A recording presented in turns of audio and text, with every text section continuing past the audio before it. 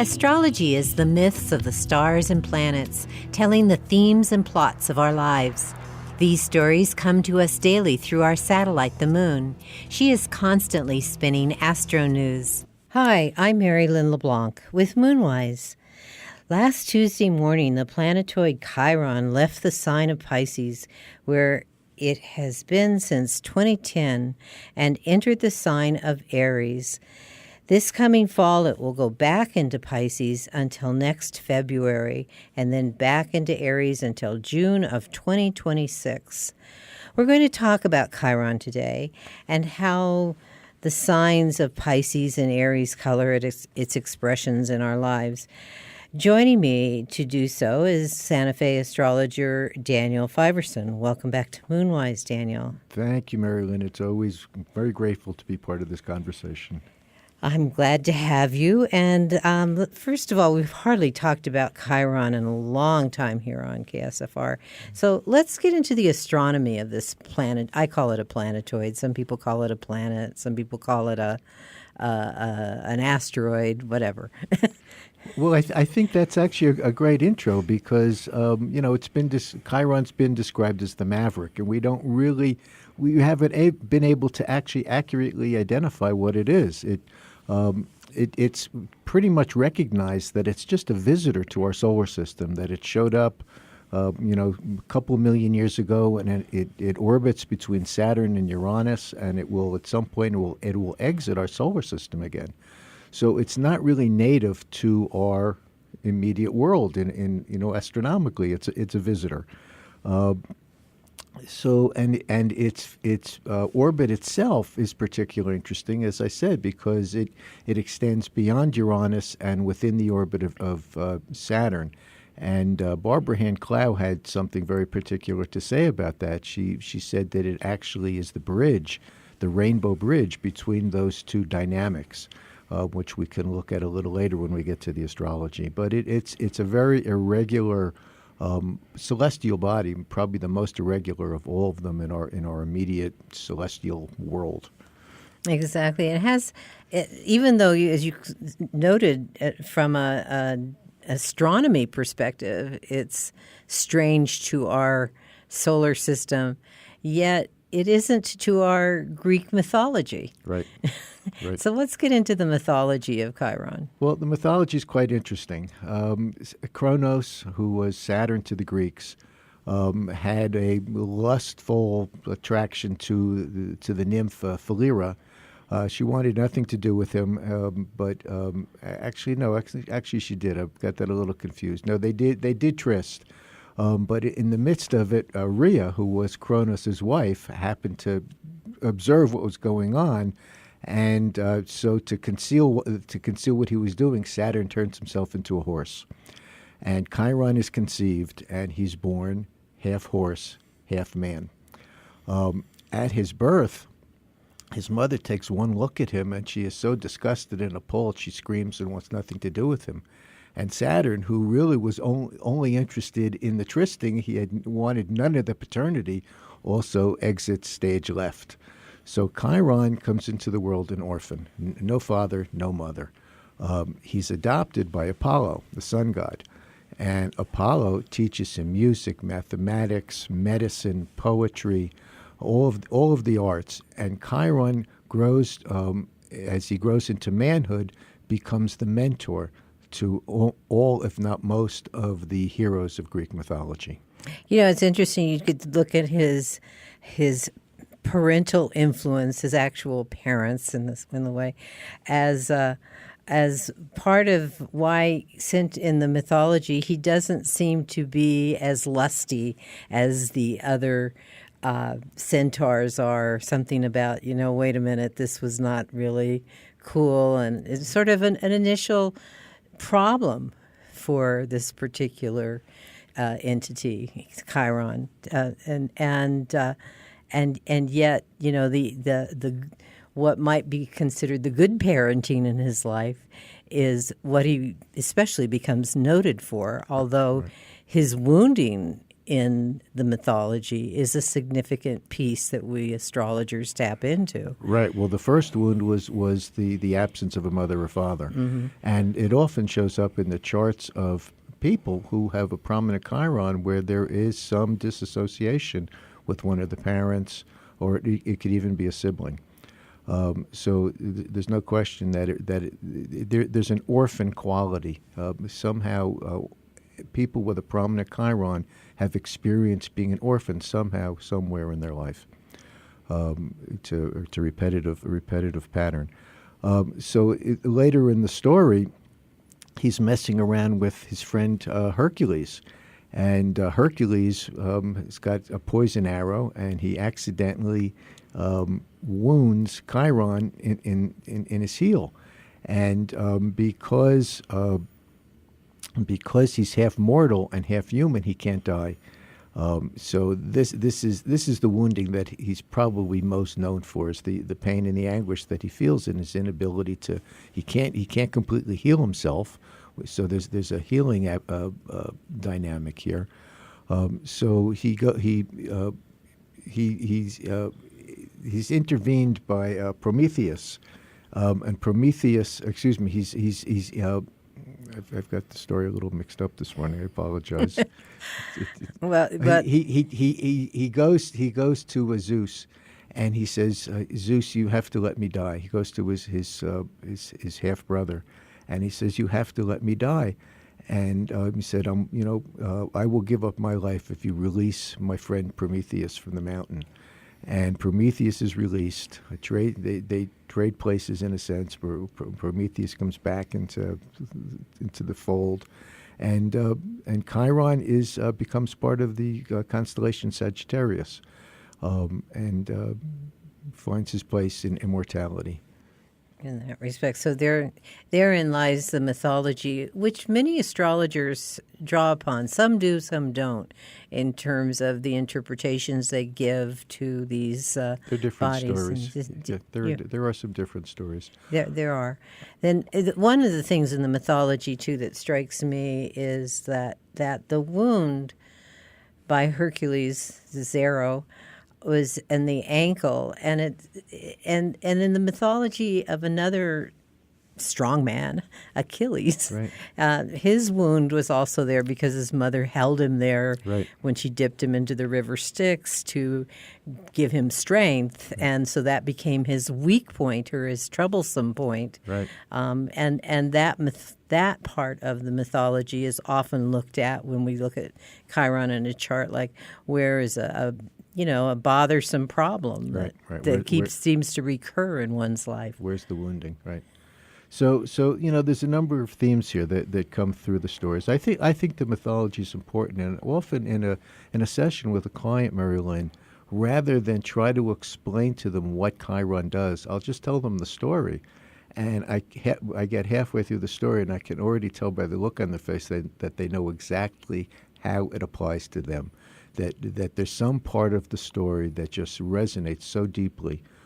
Even without indicating where Chiron is in their charts? We then come back and look at that, and we can explore it deeper. But that emotional resonance is immediate, and they have that experience, almost a memory in some ways of what that means. All right.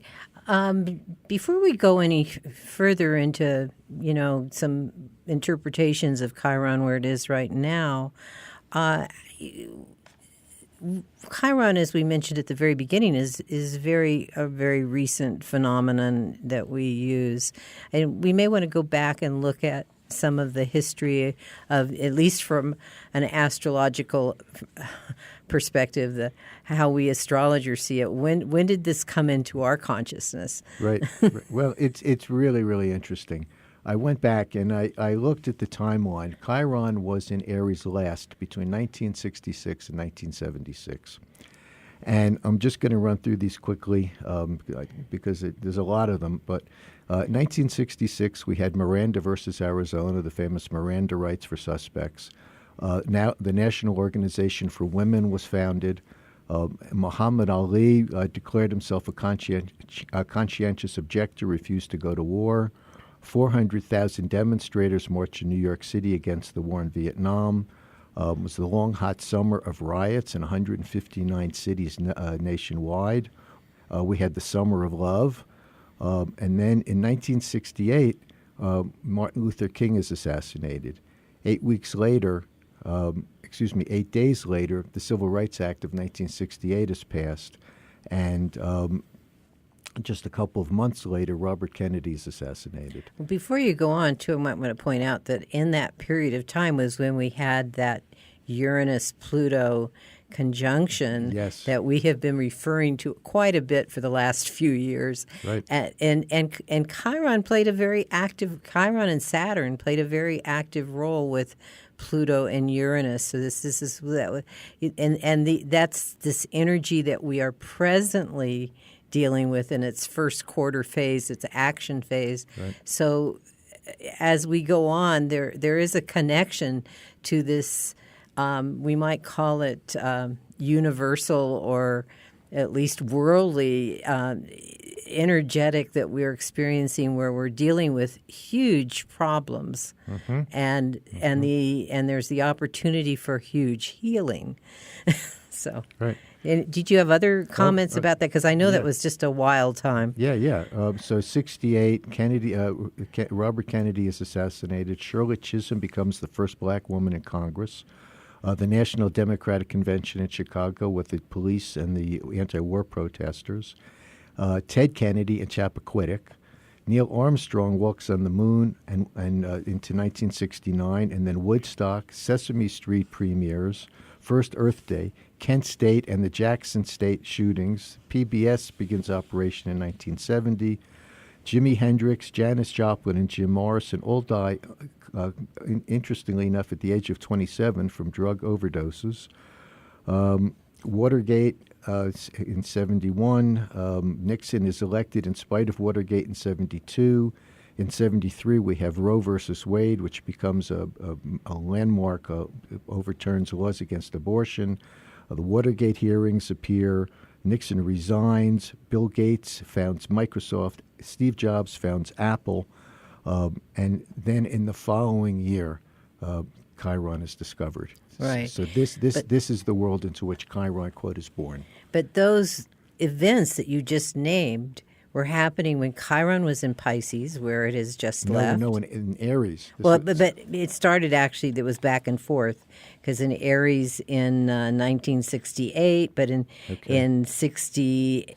in 68, in the fall of 68, it was back into Pisces. It's exactly in this back and forth, when they go retrograde, back and forth from at the end of one sign, at the end of Pisces, going into the next sign, Aries, and then going back again and back and forth a little bit. So it's the same dynamic going on with Chiron in Pisces and Aries as it is right now. Right. And of course, I mentioned just a little while ago, there's other connections to the Uranus, Pluto, et cetera. So, here's another piece for the times that we're in. You're listening to Moonwise here on KSFR 101.1 FM. I'm Merrylin LeBlanc with Daniel Fiverson. We're going to the Moon Minute, but we'll continue this conversation, so stay with us. Welcome back to Moonwise. I'm Merrylin LeBlanc. Today, Daniel Fiverson is my guest, and we're talking about the planetoid Chiron. Chiron is in the sign of Aries right now. It went into the sign last Tuesday. It'll be in there until the fall. It'll go back into Pisces for a while, and then in February of next year, it will solidly be in Aries for about 6-7 years. Chiron has an irregular orbit, and you mentioned that at the very beginning of the show, Daniel. And for those of you that are just tuning in, you can always hear the podcast of this show on our website, ksfr.org, if you've missed the very beginning of the show. But it's not, evenly, 7 years. It's a 50 plus 51 years cycle highly around the zodiac. Yeah. And yet in some signs it spins as little as 3 years and then another 7 or 8 years. Right. So it's sort of like Pluto in that regard.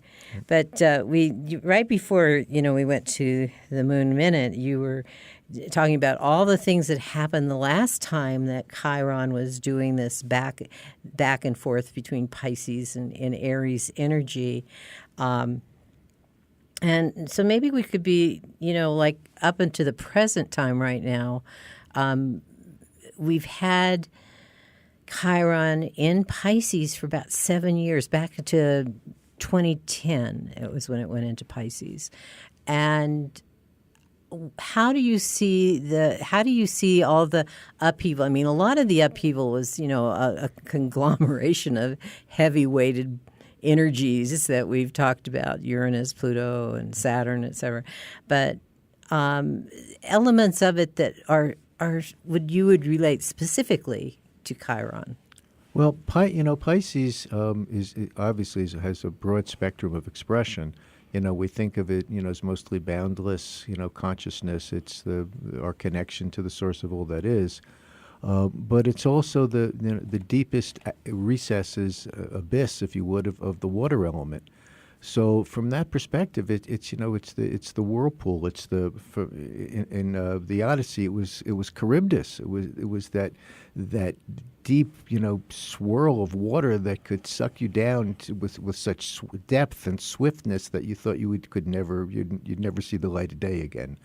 And in a lot of ways, we have had this kind of emotional maelstrom, this emotional whirlpool that we have been sucked into, and in many ways still trying to sort out and understand and make sense of. And so there have been wounds and this sense of bewilderment of what the heck is going on. Well, I take one big thing just on a national level is this is the period during which Obamacare became, the Affordable Care Act was enacted, passed by Congress and President Obama. Right. And yet we still deal with it. And it's sort of like that. It's sort of like Chiron. There's this problem, this wound, and it's a healthcare issue too. I mean, Chiron is associated a lot with health issues, Sure. The healing arts, and the fact that we're still struggling with the wound in this country, the only industrialized country not having universal health care. Right. It's it's kind of It's interesting because Pisces and Neptune also correlates to the disease which evades diagnosis. It's just some unknown cause, and I think that what you're saying reflects that.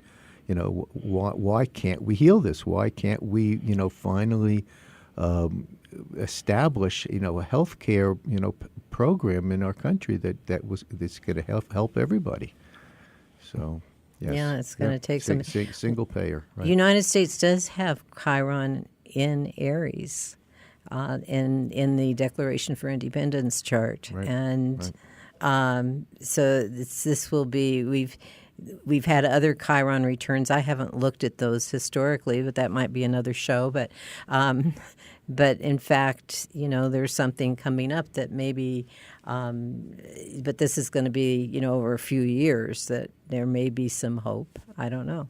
Well, to me, the Chiron in the U.S. chart has a lot to do with the racial woundings that we've experienced for 250 years. And in the Sibley chart, it's in the fourth house. So it's sort of like that when no matter what house it is, the identity of this nation, we are known sort of for the individual being able to achieve their dreams, et cetera, rising out of whatever.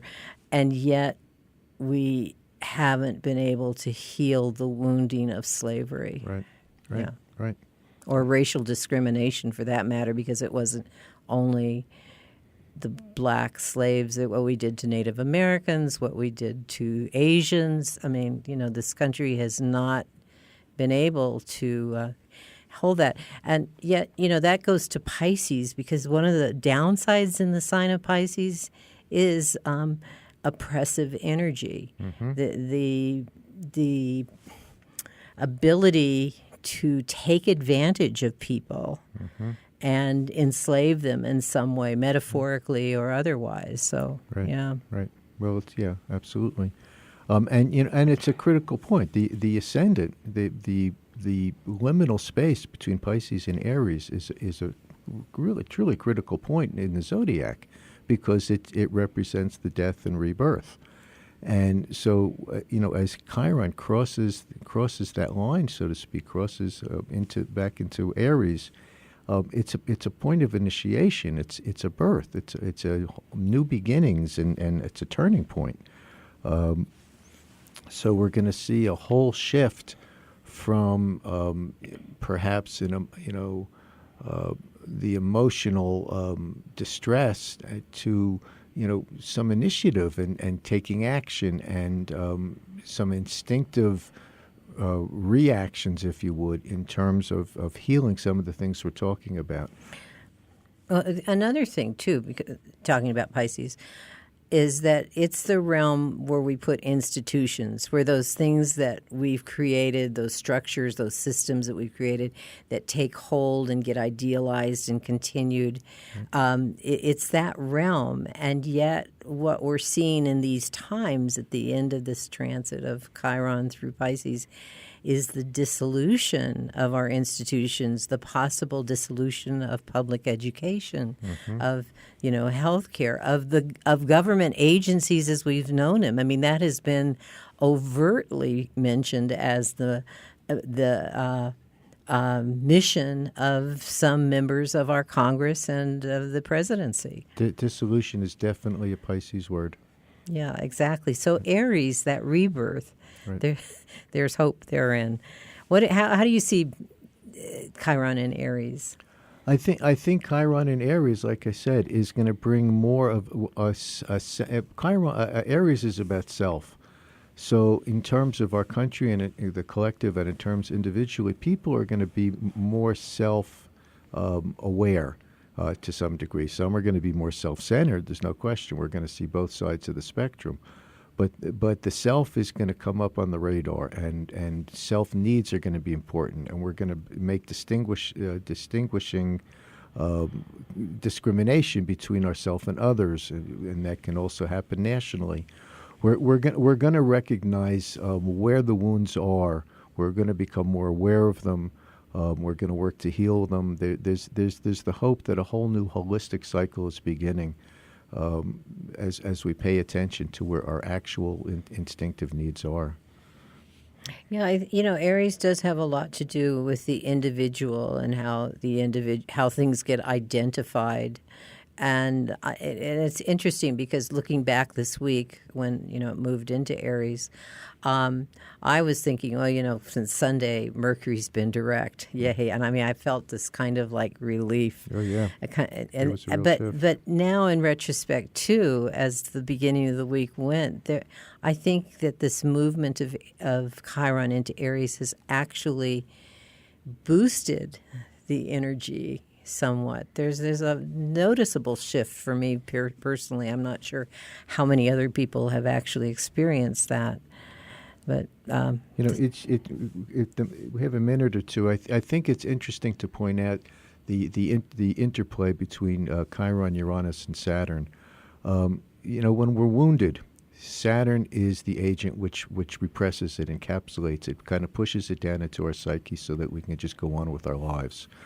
Uranus is the energy that pushes that psychic memory back up into our awareness so it can be healed. And Chiron is the bridge between the two. Chiron is kind of like the observer, if you would. It holds the memory, and it facilitates circumstances and things that show up that cause that repressed memory to come back into our awareness to be healed. Which is why it's a wounding, and we can become rewounded actually, or afraid of being rewounded, just to have to experience that. So we keep it buried. We don't really want to see it. Well, I really appreciate you bringing up this point, because actually for the past several years, with all this guk coming up. Chiron, if we don't look at it mathematically, astrologically, in terms of aspects and degrees and evenness and whatnot, it has been between those two planets.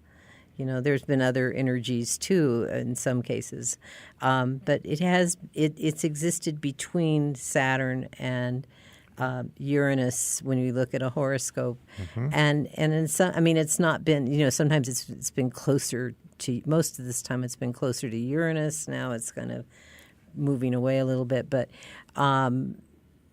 so it has been a bridge, but it's been either a windy bridge. Yeah, well, it's loops. It's loop-de-loop is what it is. But there's hope in that. Right. Yeah, of course. Yeah, it is, because we get several chances to get it right. Oh, Daniel, thank you so much for being with me here on Moonwise. What are you up to these days, and how can people get in touch with you? Since you have an active practice here in Santa Fe. Yep. You can reach me through my website, the number 4, evolutionaryastrology.com. Love to have you give me a shout. Call me. Tell me if you like what you're hearing on the show, or 505-930-2748. You write articles on. I'm writing and reading and working hard to keep astrology active in our community. That indeed. So thank you so much. We have less than a minute to go, but if you really want to pay attention to how this Chiron energy is affecting you and know where the beginning of Aries is in your chart, look at what's going on there, because this is an area that may need some attention. Right. Thanks for listening to Moonwise. We'll be back with you next week here on KSFR.